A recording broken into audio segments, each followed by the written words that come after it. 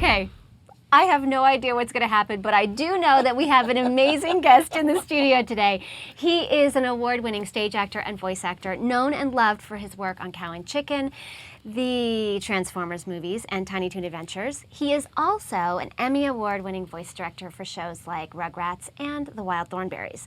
We are so excited to get buzzed with the very versatile and totally awesome Charlie Adler. And uncensored Charlie Adler. Put it there. I thought you were going to I thought it was a gesture or something. No, man. I thought, I'll have to do something.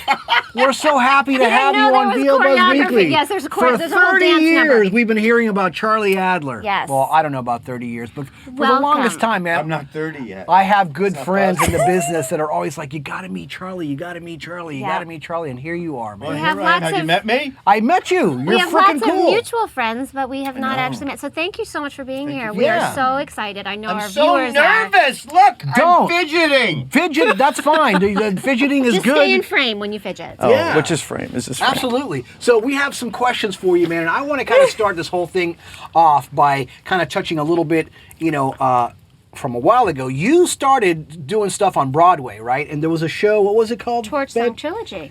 And Torch you, Song and you Trilogy. toured with that show as well, Yeah. right? How did that whole Broadway thing start for you? I was an actor in New York. I mean, I grew up. I started working when I was 15, and I wanted to be in the theater. And for me, the most comfortable I am is probably in the theater. You know, you kind of go where what your mothership is. That was my mothership. I started in plays in school, then community theater plays, then summer stock, then dinner theater, then off-Broadway, then Broadway. So I worked for a chunk of my earlier years in the theater. And Torch Song Trilogy was a Pulitzer Prize winning, Tony Award winning play that Harvey Fierstein wrote for himself. And it was a 3-act play that started as 3 individual acts off-Broadway at the La Mama Theater. And then he threaded them together, and it became Torch Song Trilogy, which was just a remarkable mountain to climb every night. It was thrilling. It was thrilling. Yeah. It taught me so much. It taught me so much. That's cool, man. Actually, I'm still learning. It's very strange. This came up. I taught a class up north this weekend, and it came up. And I found myself answering that I'm still learning from having done that. Wow. Something occurs to me. You always want to revisit your life, which is just asinine. Yeah. But I found myself maybe 3 months ago standing in my kitchen, not able to sleep, which is rare because I usually go into a coma at the end of the day. I'm like, but I couldn't sleep. And something told me to go to my library, and I pulled out the play. And I stood in my kitchen reading it out loud, like Out a loud? schmo. No, I did the show. I did the show at 1 a.m. By the way, it's a 4-hour play. Right.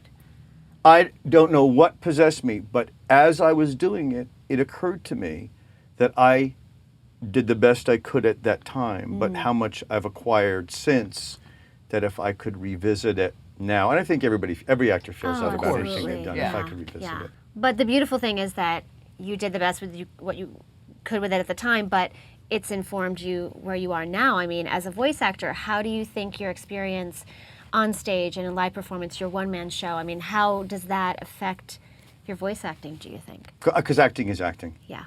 Everything that we do is a character. Yeah. Every show we do is a play.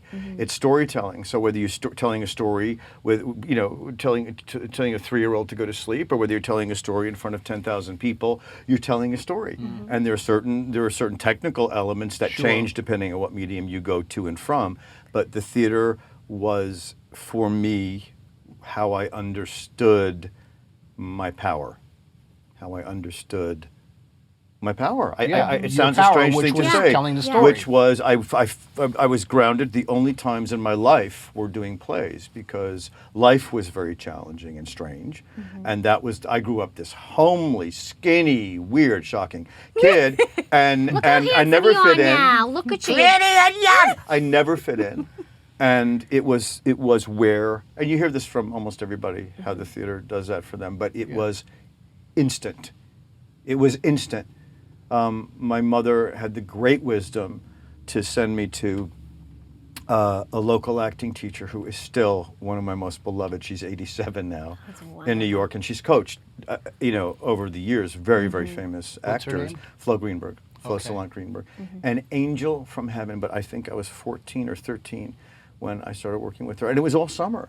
And so, I'd be dropped off in the morning and be picked up at night. And because I lived very close proximity to New York City, we saw every single thing for the 3 or 4 summers that I went. That was in New York. Wow. And so it was really, I was immersed, and thrillingly, oddly, I don't know how this happens in life, but many of the people that were kind enough to get on the buses and talk to us after a performance, I have directed or worked with. It is so. Wow. I still gotta go. Wow. Where life leads you? Who knows? You don't know. Yeah. You never plot it. And a lot of things just come right back around too. I freak myself out with those all You the do. time. You often Every freak day, yourself actually. out. It's true. Well, that's how life is. That is what life, the substance of life, and you just Yeah. have to pay attention. You do. Well, that's the key. You have to pay attention because Yeah. there's so many opportunities, and if you're just kind of not present, you miss them. Absolutely. But it's very hard to become present. We say these things, and I was just teaching this class, and flames shoot out of my ass when I hear this expression. Just get out of your own way.